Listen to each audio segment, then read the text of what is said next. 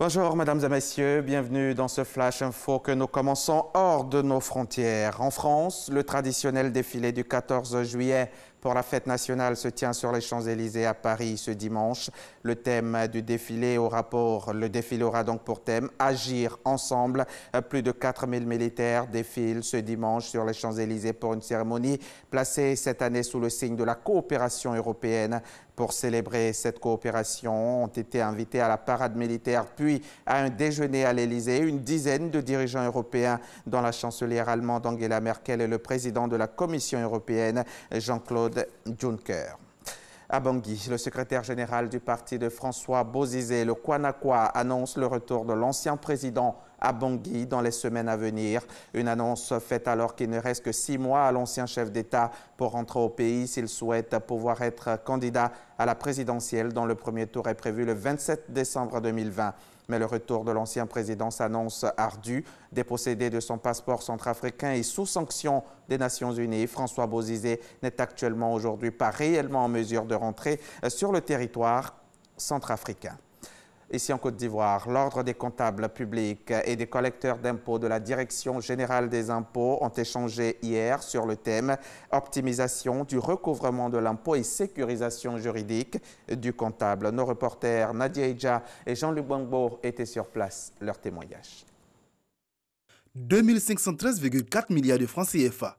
C'est le montant à atteindre par la Direction générale des impôts, DGI, pour cette année 2019. Cependant, la réalisation de cet objectif fait face à plusieurs obstacles, en particulier celui de la réticence de certains contribuables. Les gens ont toujours pensé que l'État ne les a pas aidés à créer leur activité, donc venir faire une ponction sur leurs bénéfices, c'est toujours compliqué. C'est quand ils payent que l'État peut fonctionner. Sans ressources, l'État ne peut pas travailler.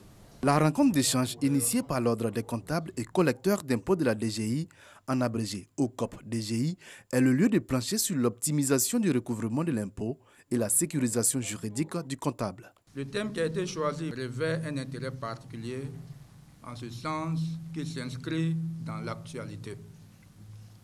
Les sous-thèmes qui vont être abordés sont des questions auxquelles nos autorités attachent beaucoup d'importance. C'est pourquoi je vous exhorte à œuvrer en apportant chacun, en ce qui le concerne, une contribution significative et efficiente.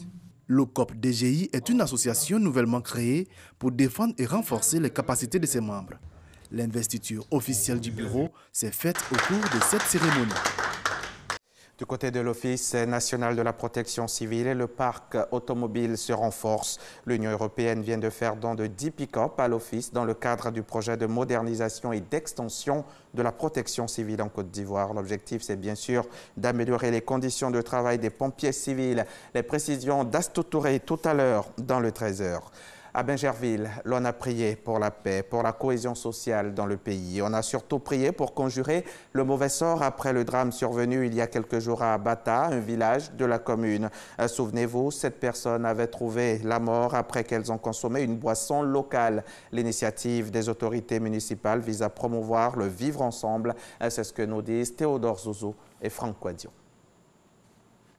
À Abata, les 1er et 3 juillet dernier, 7 personnes succombaient suite à la consommation d'une liqueur locale. Expier le mauvais sort après le drame et renforcer cohésion sociale et paix dans la localité, voire sur toute l'étendue du territoire national. Désormais, la volonté des autorités municipales de Bingerville. À Bingerville, nous avons connu un drame. Et cela nous a incité à nous rappeler que nous avons un Créateur qui est Dieu et donc à demander sa clémence. À demander à Dieu le Tout-Puissant de nous assister et de gouverner nos pas. En même temps, de demander à Dieu de nous apporter la paix. Une initiative qui acquiert l'adhésion des autorités religieuses. Nous bénissons le Seigneur de ce qu'il a instruit le cœur des autorités communales de penser d'abord à Dieu. Pour tous ces événements qui arrivent à Bingerville, il est nécessaire que chaque entité spirituelle s'élève d'un commun accord pour invoquer Dieu pour qu'il apporte la quiétude, la paix dans cette ville et surtout la paix en Côte d'Ivoire. Notons-le, l'intoxication à Bata a amené le préfet d'Abidjan, Vincent Tobi, à interdire la vente et la consommation de ce liquide dans les 13 communes du district d'Abidjan depuis le 4 juillet dernier. Benjéville se veut une ville de bonne santé où règne cohésion sociale et paix. La paix étant souhaitée pour toute la Côte d'Ivoire, gage d'un développement harmonieux. C'est la fin de ce flash. Tout à l'heure, à 13h, dans le cadre du magazine du dimanche, je recevrai M. Touré Waouti Seydou, le directeur de la coopération internationale et sous-régionale, négociateur principal de la Côte d'Ivoire pour la ZLECAf, la zone de libre-échange économique continentale africaine. Avec lui, nous parlerons justement de cette ZLECAf, de sa mise en œuvre et des opportunités qu'elle offre au secteur public, au secteur privé et à la société civile. À tout à l'heure donc.